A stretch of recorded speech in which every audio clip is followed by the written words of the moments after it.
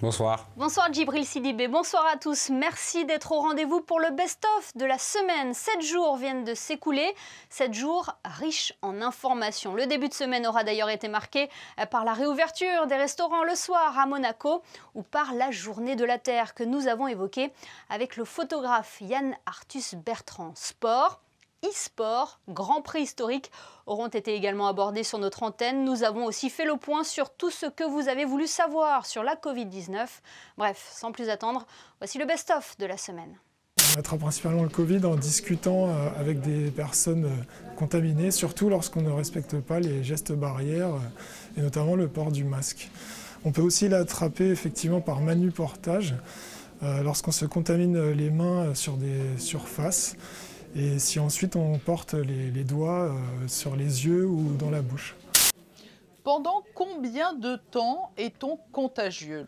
La contagiosité commence dans les 3 jours précédant l'apparition des premiers symptômes et qu'elle se prolonge 10 jours après l'apparition de ces premiers symptômes. Évidemment, pour les personnes qui sont asymptomatiques, au lieu de se baser sur l'apparition des premiers symptômes, on va plutôt se baser sur le jour du test positif. Mais cela signifie que l'on peut être encore positif, mais plus contagieux? À la fin de la période de quarantaine, il arrive très souvent que les personnes conservent des particules, des résidus de virus dans les fosses nasales. Et ces particules vont rendre les tests positifs alors que les patients ne sont déjà plus contagieux. Et cela peut durer plusieurs jours, voire semaines après la fin de la période de contagion. Et les personnes vaccinées, sont-elles, elles, immunisées complètement? Alors non, d'une part, aucun vaccin n'est efficace à 100%.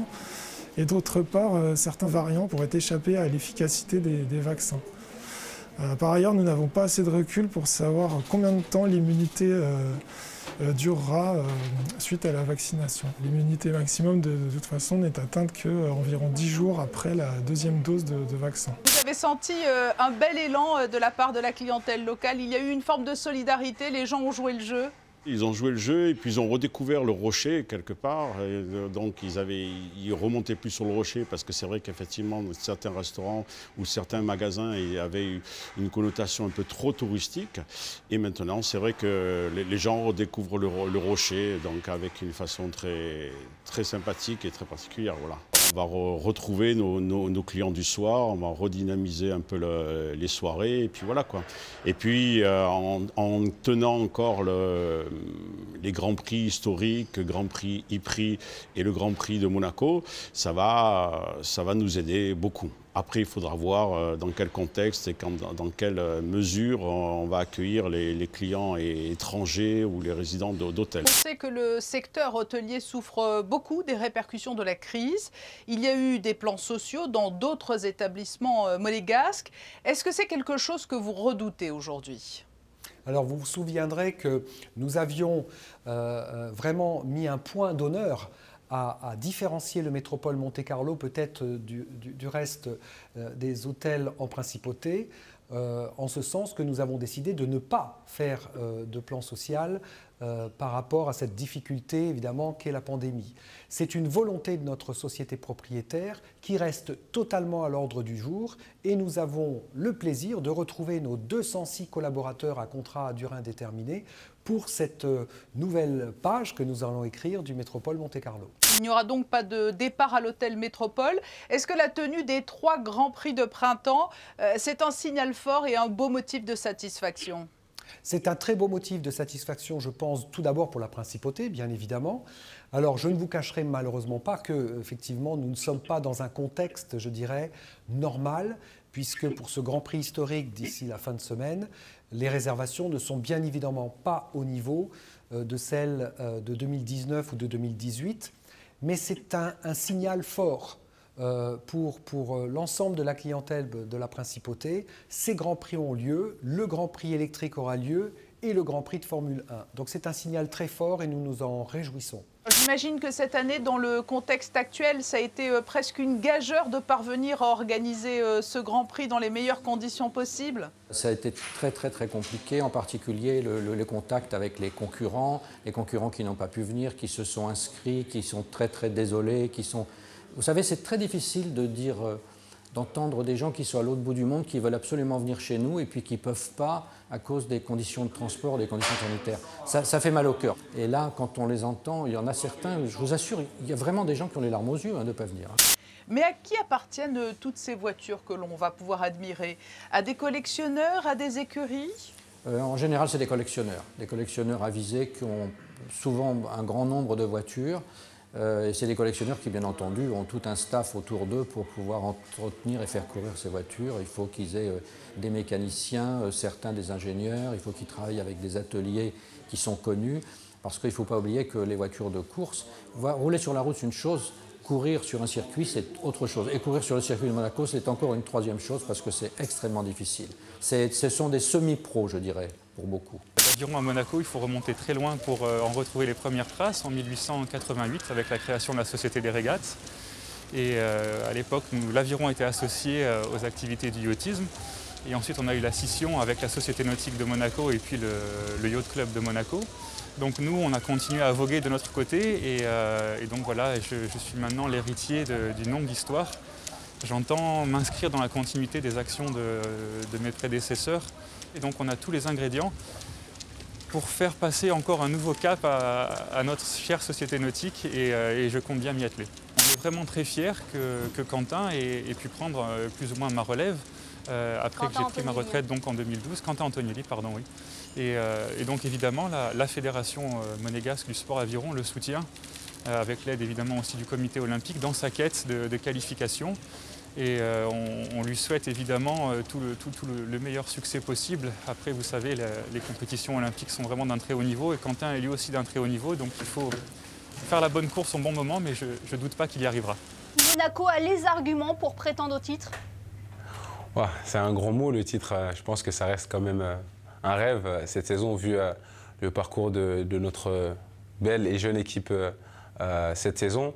Maintenant, je ne dirais pas qu'on vise le titre, mais qu'on est à l'affût des clubs qui sont devant nous. Donc voilà, on va rester concentré sur le travail et puis pourquoi pas espérer, mais on reste modeste à ce sujet-là. Il y a une prise de conscience individuelle et puis aussi collective de la part de l'ensemble du club, des joueurs, des dirigeants et du staff technique. Voilà, on sait que ces 2 dernières années ont été mouvementées dans le club. Mais voilà, on s'est réfugié dans le travail, dans la rigueur, dans la discipline. Et puis aujourd'hui, on voit les fruits de nos sacrifices. On savait que dès le début de saison, ça allait être compliqué parce qu'il voilà, y a eu beaucoup de mouvements. Mais voilà, en tant que joueur de l'AS Monaco, on se devait d'honorer ce blason et puis de faire l'effort pour arriver à atteindre nos objectifs. C'est ce qui est le cas aujourd'hui. Maintenant, voilà, il y a une fin de saison qui est excitante. Et puis, comme je le dis, c'est un rêve de disputer la Champions League. Donc, on va tout faire pour aller chercher cet objectif maintenant. On pense à l'AS Monaco que l'e-sport, c'est une activité complémentaire de celle du football, à plusieurs titres. Et ça nous permet également de pouvoir toucher un public qui est différent de celui qui aime le football. Un public généralement qui est plus jeune, plus engagé et qui aime des choses encore plus digitales que le football qui se vit principalement de manière physique, même si ça tend de plus en plus vers le digital.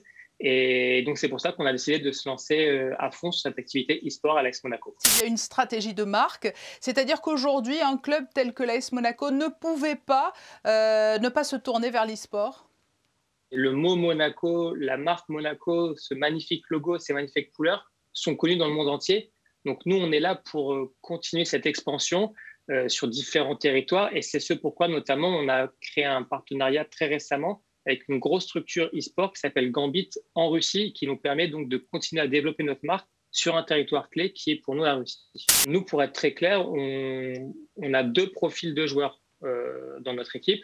Il y a le profil du jeune de 17-18 ans qui présente beaucoup de talent, beaucoup de potentiel, mais que grâce à notre encadrement, on va emmener vraiment au plus haut niveau. C'est ce qui fait l'ADN du club. Nous, au Global AS Monaco, avoir des jeunes joueurs, entre guillemets, les former, les post-former et les emmener au plus haut niveau. Mais on a également des joueurs très aguerris, qui, par exemple, notre triple champion du monde sur le jeu Pro Evolution Soccer à 26-27 ans. Et c'est assez âgé, entre guillemets, dans le monde de l'e-sport, mais il est là aussi pour encadrer les joueurs et ils restent extrêmement performants. Donc, c'est vraiment ce mélange de gens plein de talent et plein de jeunesse avec des gens plus aguerris qui sont tout aussi talentueux qui font la réussite du projet AS Monaco eSport, niveau e-sportif. On est complètement incohérent, c'est-à-dire qu'on est dans la conscience est là, on sait ce qu'on doit faire, mais on fait le contraire de ce qu'on devrait faire. Par exemple, quand je fais mon film Home, on consommait 90 millions de barils de pétrole par jour. Aujourd'hui, on en consomme 100 millions. C'est-à-dire que toutes les énergies renouvelables qu'on a fait dans le monde ne sont pas soustraits aux énergies fossiles, elles s'y sont additionnées. Et aujourd'hui, quand vous entendez des scientifiques qui vous disent que le climat qu'on a eu pendant ces 20 000 dernières années sur laquelle s'est fondée notre civilisation est parti à jamais, hein, que le climat actuel, le climat qu'on a est parti à jamais, c'est quand même assez inquiétant, même plus qu'inquiétant. Aujourd'hui, on devrait tous arrêter de manger de la viande industrielle. Ça me semble tellement évident. On devrait tous arrêter de prendre l'avion comme on le prenait avant. Et une réflexion, c'est des exemples que je donne comme ça en général. Aujourd'hui, on est vraiment dans une urgence absolue. Le secrétaire général des Nations Unies disait il n'y a pas très longtemps qu'on allait vers une catastrophe climatique. Vous savez, derrière moi, il y a une photo du Bangladesh. C'est un pays où il y a 160 millions d'habitants. C'est un des pays les plus pauvres au monde. C'est un pays qui est sur un delta, ce qui fait qu'il est très, très proche du niveau de la mer. Déjà aujourd'hui, ils sentent les effets du changement climatique. Mais ce qu'il faut savoir, c'est qu'un Américain émet pratiquement 19 tonnes de carbone par an, un Français environ 12-13, et quelqu'un au Bangladesh peut en émettre 0,3, 0,4. Ce qui fait qu'il y a une injustice incroyable de penser que nos actions sont les gens les plus pauvres aujourd'hui qui vont en souffrir. Maintenant, je suis un optimiste inquiet, c'est-à-dire que je sais ce qui est en train de se passer. Vous savez, tous les jours, les chiffres s'accumulent sur la fonte des glaces, sur la pollution, sur la déforestation, sur la perte de la biodiversité. Tous les jours, les chiffres sont le plus mauvais. Comment vous pensez être optimiste là-dedans ? Voilà, je n'ai pas la solution. C'est vraiment une prise de conscience mondiale qu'on doit tous avoir ensemble. Et ça ne va pas être facile, mais il n'y a pas d'autre solution que d'y croire. Oui, et le prince Albert II a lui aussi appelé à une mobilisation collective pour la protection de l'environnement en cette journée de la Terre. Avant de nous quitter, coup d'œil sur ces vidéos qui ont attiré notre attention sur Internet. Voici le best-of des réseaux sociaux proposé par Alexandra Salustri.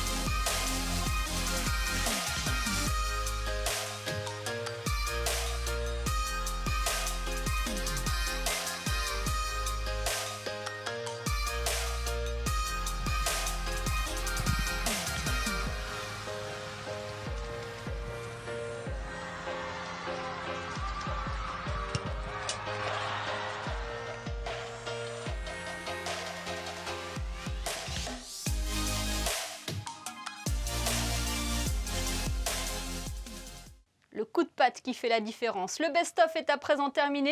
Merci de nous avoir suivis. Rendez-vous demain pour un nouveau JT, de nouveaux invités, pour que vous soyez les premiers informés. Et très bonne soirée à tous sur Monaco Info.